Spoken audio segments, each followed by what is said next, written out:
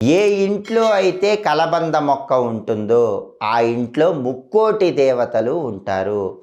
ముక్కోటి దేవతలు మీ ఇంటికి అలా నడుచుకుంటూ వచ్చి మీ ఇంట్లో స్థిరంగా నివాసం ఏర్పాటు చేసుకోవాలంటే ఖచ్చితంగా మీ ఇంట్లో కలబంద మొక్క ఉండాలి. కలబంద అంటే అలోవెరా. అలోవెరా మొక్క ఇంట్లో ఉంటే ముక్కోటి దేవతలు మీ ఇంట్లో ఉన్నట్టే. కలబంద మొక్క ఆకులో లక్ష్మీదేవి ఉంటుంది. అయితే కలబంద మొక్క ఇంట్లో పెంచుకునే వాళ్ళు గుర్తుపెట్టుకోవాల్సిన ముఖ్యమైన విషయం ఏంటంటే, కలబంద మొక్క ఎట్టి పరిస్థితుల్లో ఇంట్లో ఆగ్నేయంలో పెంచకండి. ఆగ్నేయంలో కలబంద ఉండకూడదు. ఈశాన్యంలో కానీ వాయువ్యంలో కానీ కలబంద మొక్కను ఉంచుకోవాలి.